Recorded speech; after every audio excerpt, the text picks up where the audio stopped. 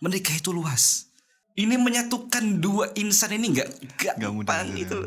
Ya. Tidak segampang kita I love you, you love me, ya kan? Podcast Surabaya Mengaji. Assalamualaikum warahmatullahi wabarakatuh. Alhamdulillah wassalatu wassalamu ala rasulillah wa ala alihi washabihi wa man tabi'ahum bi ihsan ila yaumiddin. Amma ba'd. Selamat datang kembali pemirsa sekalian di podcast Surabaya Mengaji yang menyimak dari YouTube maupun dari Spotify dan lain sebagainya. Di podcast ini kita membahas berkaitan dengan seputar tema-tema menarik, seputar agama Islam, seputar berita terhangat dan lain sebagainya yang kita kupas tuntas bersama dari segi syariat Islam. Dan di podcast kali ini kita kedatangan guru kita yaitu Ustadz Wahyu Abdi Nugroho. Assalamualaikum Ustadz. Waalaikumsalam warahmatullahi wabarakatuh. Sehat Ustadz ya? Alhamdulillah sehat walafiat. Seger ya. Seger Ustadz. Masya Allah. Habis hujan Surabaya. Habis hujan Surabaya dingin ya. Paling enak apa? Tidur Ustadz ya.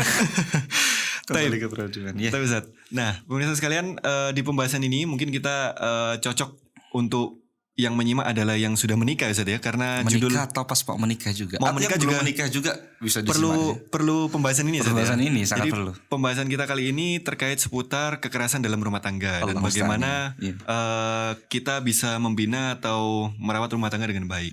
Nah bicara rumah tangga ini kan perlu adanya sinergi antara suami dan istri Ustadz. Betul. Jadi rumah tangga itu dibangun antara kerjasama antara suami dan istri.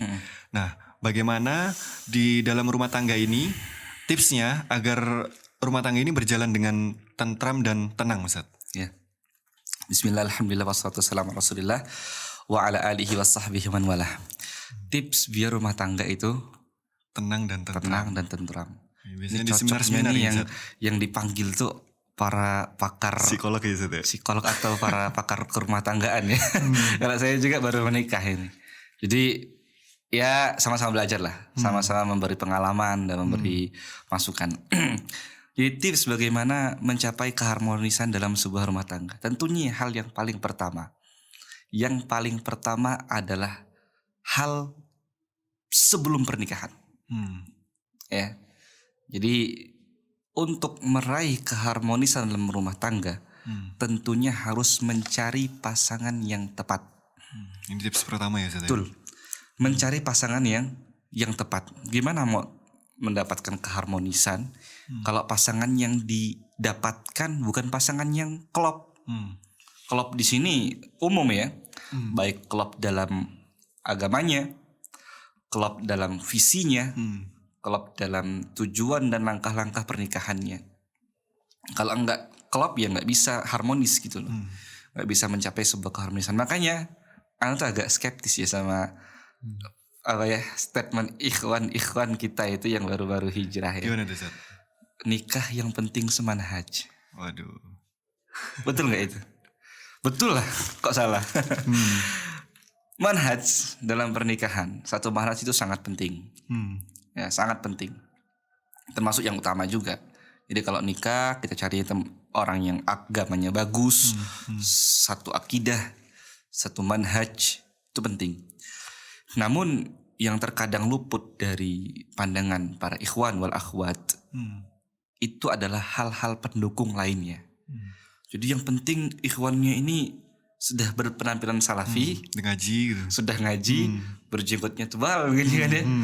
Sudah tidak musbil lagi dan lain-lain sebagainya, sudah nampak sebagai seorang salafi lah. Ya. Saat dilamar langsung baper kelepek tanpa mempertimbangkan segala macam hal-hal, terima. Jadi nikahnya karena baper, ya, bukan karena cocok, tapi karena baper. Apalagi sebelum tuh ikhwan datang ke rumah, dengar kabar temennya juga mau nikah. Atau baru nikah, malah tambah buru-buru baper lagi, tambah buru-buru lagi. Ya, jadi ini yang paling penting. Hal-hal sebelum pernikahan, semanhaj itu penting, ya, utama.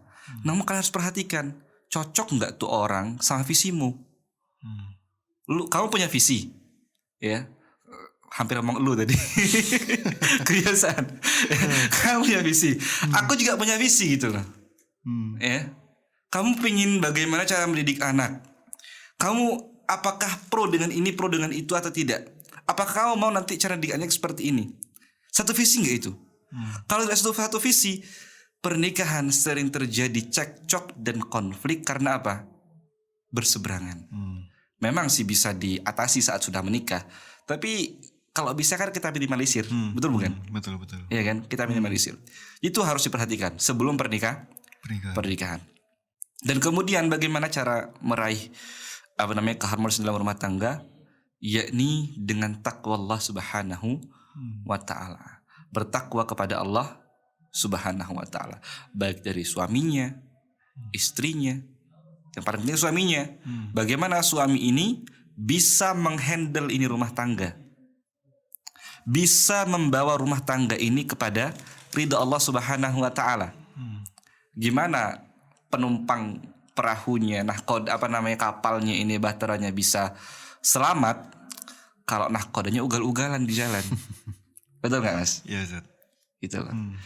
Kemudian yang ketiga kan ya, pernikahan itu bukan kayak hubungan di warung remang atau di bawah lampu kuning taman. Masya Allah. Pernikahan itu panjang, Mas. Jadi jangan sampai pikiran kita terkurung. Nikah itu menjadikan hal yang tidak serumah jadi serumah, ya kan? Menjadikan yang tadinya makan sendiri jadi ada teman makan. Ya, menjadikan pagi-pagi biasa nyari gorengan sendiri, buat kopi sendiri, beli kopi sendiri ke warkop, sekarang sudah ada yang buatkan. Bukan hanya itu. Menikah itu luas. Bayangin, kita laki-laki punya prinsip, perempuan juga punya prinsip. Kita punya otak, perempuan punya otak. Kita punya hati, dia punya hati. Ini menyatukan dua insan ini nggak gampang gitu loh. Ya. Tidak segampang kita I love you, you love me. Ya kan?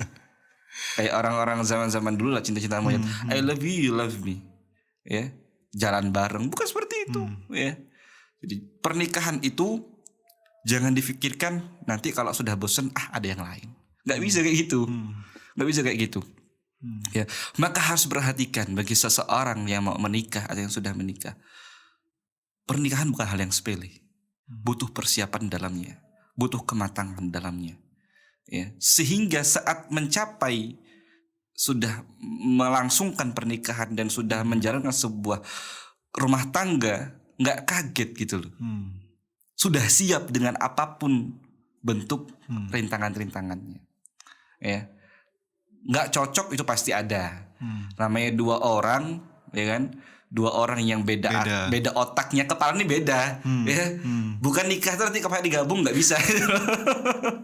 Mau pakai operasi yang gabung nggak bisa digabung itu kepala. Tapi bagaimanapun dua orang ini berbeda, itu loh. Ini bagaimana seseorang itu bisa mencapai keharmonisan? Tadi persiapan. Dia nggak boleh memikirkan nanti udah nggak cocok lagi, udahlah cari yang lain. Nggak bisa kayak gitu. Ini bukan pacaran, ini nikah. Ya, nikah itu mitsaqan ghalidha. Ikatan yang kuat, ikatan yang agung gitu loh. Nggak sembarangan. Aku nggak suka kamu lagi, udahlah sana kembali ke orang tua. Nggak bisa, Mas. Nggak bisa. Itu yang ketiga dia. Yang keempat, banyak nih kalau tisisnya tuh sangat banyak. Tapi ini kita sampaikan 4 atau 5 aja lah. Perlunya kedewasaan dari seorang pria. Bagaimanapun perempuan itu adalah seorang anak dari bapaknya. Betul nggak? Betul. Perempuan itu sosok yang butuh naungan. Dan tempat dia bernaung adalah laki-laki. Sebelum dia bernaung ke kita, dia punya naungan namanya seorang bapak. Dan bagaimana bapaknya ini memberikan perhatian kepada dia, kasih sayang kepada dia, ya. Maka selayaknya juga kita harus seperti itu. Kalau tidak bisa 100%, minimal 99%. Masya Allah, turunnya 1% Ustaz. 1% ya. Pokoknya seperti itu. Ya. Dia dulu sama bapaknya dimanja. Bukan dimanja ya, dikasih perhatian. Sakit diobati. Saat butuh curhat didengarkan. Ya. Kemudian kita ambil tuh anak. Masukkan ke rumah kita. Bayangkan, awalnya belum kenal sama kita. Tiba-tiba satu kamar sama orang asing. Ya kan? Sama orang asing. jikalau tidak ada kedewasaan dari seorang pria, sifat kekanak-kanakan wanita itu akan membuat stres kita. Ya kan? Ada ngambek dikit, ikut ngambek. Ya kan? Ada crash dikit, keluar. Atau sampai kekerasan. Waliyadzubillah. Ya, gimana? Kamu sudah ngambil tuh anak dari rumah bapaknya. Kalau masukkan ke rumahmu, kamu pukul-pukul dia. Sangat tidak sangat tidak masuk di akal gitu. Nggak logik lah itu. Ya, sudah datang baik-baik, Pak, aku mau nikahin anakmu, Pak. Ya, bapaknya ragu awalnya, tapi berusaha tuh bapak tuh meyakinkan ke dirinya, bosnya kamu itu baik, cocok buat anakku itu loh. Tiba-tiba kamu ambil karena ketidakdewasaanmu, bersikap semaumu kepada dia. Nah, itu butuh kedewasaan. Jadi ini tips-tipsnya agar kita tuh bisa meraih keharmonisan dalam rumah tangga. Yang kelima, ya, tidak semua kesalahan itu harus ditegur dari seorang perempuan. Ya, nggak semua kesalahan perempuan harus ditegur. Kurang asin masakannya, makananmu kok nggak enak sih, hambar. Kan padahal bisa ngambil sendiri. Bisa ngambil sendiri tuh, garam sendiri, tambah dikit kan bisa kan. Atau keasinan. Kok asin banget sih? Atau bajunya kurang rapi saat disetrika. Aduh, kamu kok nggak becus banget sih? Ingat, dia bukan pembantumu loh. Dia itu istrimu loh. Gitu loh. Kalau mau rapi, ya bayar pembantu ART. Iya kan ya? ART panggil ke rumah. Udah mohon maaf ya, udah nggak bisa bayar ART. Terus kita mau memaksimalkan effortnya dia tuh untuk melayani kita. Dia juga punya hak loh. Gitu loh. Jadi gitu, Mas. Ya. Nah, tadi sempat disinggung terkait ini, Ustaz, kekerasan dalam rumah tangga, Ustaz. Nah, ini kan banyak kejadian di luar sana. Bahkan di berita juga ada pasalnya juga. Ini terkait kekerasan dalam rumah tangga, terutama dari suami ke istri, Ustaz. Mungkin melakukan pukulan, kemudian dan hal-hal kekerasan yang lainnya. Nah, Islam memandang hal ini bagaimana, Ustaz? Iya. Tadi ya, saya tuh suka terkadang tuh emosi sendiri. Terkadang tuh ada video tersebar kan ya, ada seorang saya mukul sampai banting istrinya, bahkan ditendang. Ya Allah, itu saya bayangin kalau itu adik saya, kakak saya, atau ibu saya gitu loh. Jadi aduh, nggak bisa diterima di akal gitu loh ya. Sangat menyedihkan itu. Terus bagaimana sih Islam ini memandang tentang kekerasan dalam rumah tangga? Dan kekerasan rumah tangga tuh bukan hanya kekerasan fisik saja, bisa kekerasan verbal. Kamu kok jelek amat sih? Kamu kok bau banget sih? Kamu kok nggak rapi amat sih? Kamu kok dekil sih? Masakanmu kayak sampah. Ini juga KDRT, kekerasan lisan gitu loh. Psikisnya kena. Ya kan ya. Ibaratnya udah capek-capek di rumah, ngurusin anakmu, merapikan rumah, terus dibilang kayak gitu. Gitu loh. Malahan wanita tuh butuh pujian kan. Ini malah dikasih hinaan. Gimana tuh? Nah, terus bagaimana seseorang sampai memukul istrinya? Ingatlah, Allah Subhanahu wa ta'ala itu mengharamkan kezaliman. Ya. Nabi SAW itu Allah Subhanahu wa ta'ala berfirman dalam sebuah hadis qudsi. Allah Subhanahu wa ta'ala mengatakan, hadis qudsi itu hadis yang disampaikan Allah Subhanahu wa ta'ala langsung kepada Nabi SAW. Ya, sehingga itu firman Allah yang kemudian disampaikan oleh Nabi SAW dengan ibaratnya, dengan kalimatnya dari Nabi SAW, tapi maknanya dari Allah Subhanahu wa ta'ala. Jadi Allah Subhanahu wa ta'ala berfirman, ya ibadi, ini haram tu zulma fi nafsi. Wahai hambaku, sesungguhnya aku ini mengharamkan kezaliman dalam diriku. Ya, jangan aku ya. Maksudnya sesungguhnya aku, Allah Subhanahu wa ta'ala, mengharamkan kezaliman dalam diriku, kata Allah Subhanahu wa ta'ala. Ya. Faharamtu az-zulma bainakum fala tadzalamu. Maka aku haramkan pula kezaliman di antaramu, maka jangan saling menzalimi. Jadi secara umumnya. Maka apakah benar seseorang laki-laki memukul istrinya? Apakah itu bukan sebuah bentuk kezaliman? Yang mana asalnya perempuan itu disayangi, ya, lemah lembut tatkala berkata, dikasihi, diberikan perhatian, kemudian dipukul. Maka dibentuk kezaliman. Sangat Bahkan zalim. sangat zalim banget. Ibaratnya coba bayangkan Mas, itu saudari kita gitu loh. Kalian lihatlah ya, saudari kan kalau punya saudari, kalau punya adik, mereka kan lemah gitu kan ya. Saya bukan mendiskreditkan perempuan ya, bukan melemahkan perempuan. Sifatnya gitu ya. Tapi perempuan itu butuh perlindungan. Tapi kalau kamu sampai ambil dia ke rumahmu, jadikan istri di rumahmu, ya, menjadi ratu di rumahmu bahkan ya. Kemudian karena suatu sebab kalian pukul dia. Dan tidak bisa melawan. Dia cuma bisa meringkuk, ya kan? Menahan sakitan yang kalian berikan kepada mereka. Nggak habis pikir. Ya. Subhanallah. Ini bentuk kezaliman yang sangat zalim kepada perempuan. Padahal Allah Subhanahu wa taala memerintahkan para suami itu untuk bergaul dengan istri dengan pergaulan yang baik. Wa ashiruhunna bil ma'ruf. Berkomunikasilah, bermuamalah dengan perempuan-perempuan kalian dengan ma'ruf, dengan cara yang baik.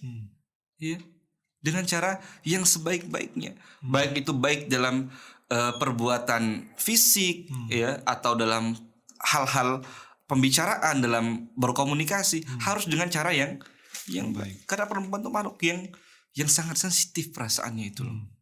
Ya, perasaannya sensitif, kamu pukul pula. Ya Allah.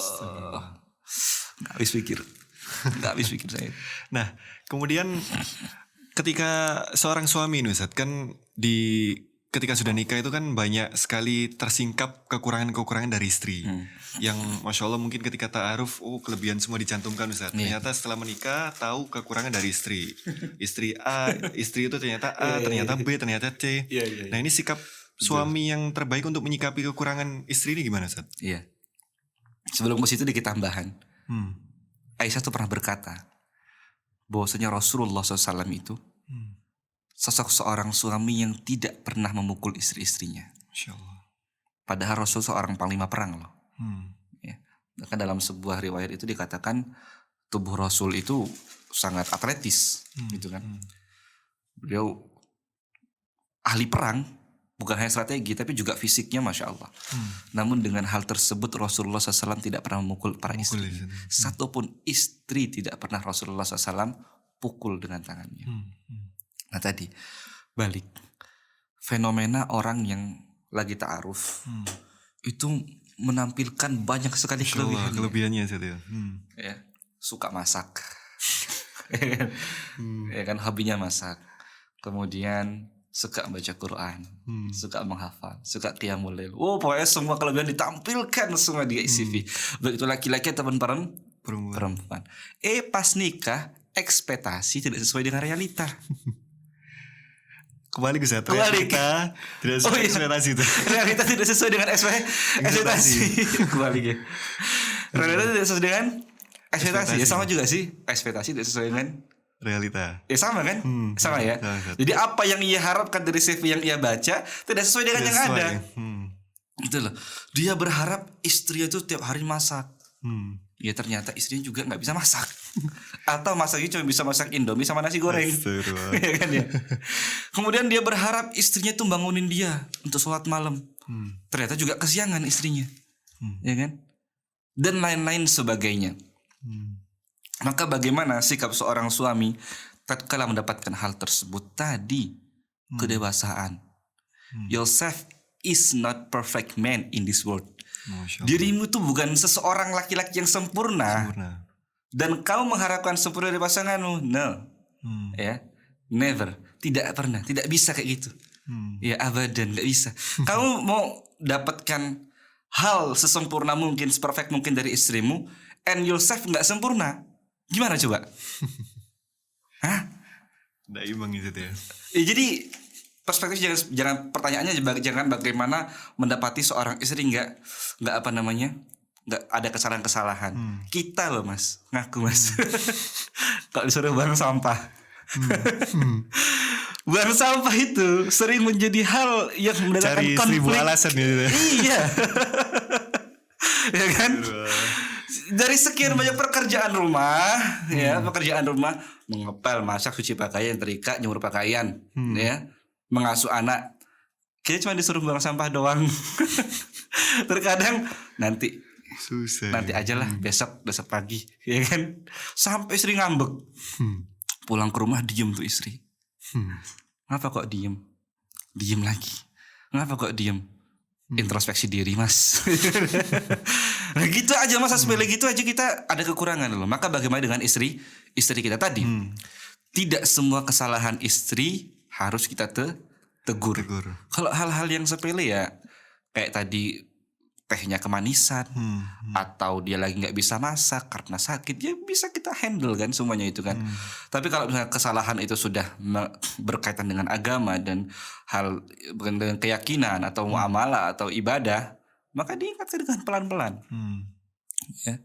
Perempuan itu tulang rusuk yang bengkok. Artinya apa? Saat kita mendapati kebengkokannya, bukan paksa sampai ada bunyi klek. Nggak bisa mas. Ya, bisa bubar. Ya kan? Tapi nasihatilah dengan lemah lembut. Gitu. Nasihat yang paling baik itu dengan apa? Dengan menjadi contoh di keluarga. Itu nasihat yang paling baik. Ya kita introspeksi diri semua lah. Kita mau istri kita tuh bangun malam, udah saat malam belum? Ya kan? Kita mau istri kita tuh murojaah belum kamunya? Ini bukan untuk apa ya? Kita introspeksi semua sebagai seorang suami gitu loh. Ya, sehingga tidak terus-terus mencerca istri kita, tidak menuntut kesempurnaan dari seorang istri. Ya. Dan kebanyakan kita karena memang kurangnya kita interaksi sama perempuan, kita tuh kurang tahu bagaimana sifat perempuan itu loh. Ya. Dulu pas belum nikah ekspektasinya, ya Allah aku mau nikah nanti saat malam dipercikin air sama istriku. Ya kan ya. Tahu-tahunya tidak seperti itu. Oh langsung cemberut. Ya, setiap pulang ke rumah sama istrinya sangat basi kata-kata itu. Apa namanya? Sangat dingin kaku. Itu loh. Istrinya cuma mau curhat aja langsung dimarahin. Ya kan ya. Kesalahan istri itu kita yang luruskan, dan sebaik-baik meluruskan kesalahan istri dan jangan menjadi contoh. Artinya apa? Kamu juga harus memperbaiki diri. Kita laki-laki suami juga harus memperbaiki diri. Tapi yang terakhir Ustaz, ini kan antara suami dan istri kan punya hak dan kewajiban masing-masing. Nah ini apakah ada urgensi untuk belajar agama, terutama mungkin yang belum menikah dan lebih-lebih lagi yang sudah menikah Ustaz ya? Ini urgensinya belajar agama untuk mengetahui hak masing-masing Ustaz. Gimana ini Ustaz? Sangat penting. Ya, bahkan di antara kewajiban bagi seorang pria, bagi seorang suami adalah mengajarkan agamanya kepada keluarganya. Ya halladzina amanu qu anfusakum wa ahlikum nara. Wahai orang-orang beriman, jagalah dirimu dan keluargamu dari api neraka. Dan bagaimana cara menjaga mereka dari api neraka kalau kita tidak tahu hal-hal yang bisa menyebabkan kita masuk neraka dan hal-hal yang bisa membebaskan kita dari api neraka? Maka harus belajar. Ya, Ustadz, saya ini sudah terlambat Ustadz hijrah Ustadz. Saya nggak bisa ngaji, jujur aja. Saya itu hafal aja belum punya, jangankan hafalan Al-Fatihah pun saya masih terbata-bata Ustadz. Itu bagaimana? Belajar. Tidak ada kata terlambat untuk belajar. Yang perlu harus belajar pertama kali adalah dirimu wahai suami. Kita wahai suami. Ya. Dengan begitu nanti kita bisa mengajarkan istri kita. Atau tidak bisa mengajarkan, ajak dia ke majelis ilmu, berikan hak dia. Atau misalnya, Mas aku mau ikut kelas online untuk tahsin, butuh pembiayaan sekian, penuhi semampu kita. Itu loh. Jadi agama, ilmu itu merupakan sebuah asas yang sangat penting dalam keluarga. Para ulama mengatakan al ilmu aslun likulli khair. Ilmu itu merupakan asas, merupakan pokok dari semua kebaikan. Dari ilmu nanti dia beranak pinak dengan kebaikan-kebaikan yang sangat banyak. Ya. Dan tidak ada kata terlambat bagi kalian, bagi kita semua para suami untuk belajar ilmu agama. Banyak sering mendapati ya, ikhwan-ikhwan Masya Allah udah umur 40 tahun mereka rela merendahkan diri mereka ketemu sama yang lebih muda untuk belajar Iqra. Itu bukan kehinaan, itu kemuliaan bagi saya. Ya. Saya temui banyak hal seperti itu. Ya. Dengan seperti itu, secara tidak langsung kan sudah mengajarkan istri kalian, anak kalian. Ini loh diriku. Mengajarkan dengan contoh, dengan perilaku. Ini loh diriku sudah tua, mau belajar. Ayo belajar juga. Kalau kamu nggak belajar, nyuruh semua belajar, mana mau dia? Betul nggak Mas? Tidak ada kata terlambat untuk belajar. Dan ilmu merupakan asas dari semua kebaikan. Kalau rumah tangga mau harmonis, belajar ilmu agama. Karena bertakwa juga butuh ilmu. Itu. Tapi syukran Ustaz, jazakallah khair. Ini kalau Waalaikumsalam. membahas seperti ini bisa sampai panjang subuh, sebenarnya Mas, Ustaz ya. sampai Bisa bermenit-menit di situ ya. Bisa lebih saya bisa jadi series nanti. Jadi series Ustaz ya. Cuman kita cukupkan sampai di sini Ustaz. Insyaallah. Jadi begitu pemirsa sekalian, insyaallah semoga bisa mengambil manfaat dari apa yang kita bahas barusan terkait dengan rumah tangga dan tadi sempat dibahas larangan untuk kekerasan dalam rumah tangga. Semoga bisa mengambil manfaat. Kita bertemu lagi di episode yang berikutnya insyaallah. Kita tutup dengan doa kafaratul majelis. Subhanakallahumma wa bihamdika asyhadu an la ilaha illa anta astaghfiruka wa atubu ilaik. Assalamualaikum warahmatullahi wabarakatuh. Waalaikumsalam.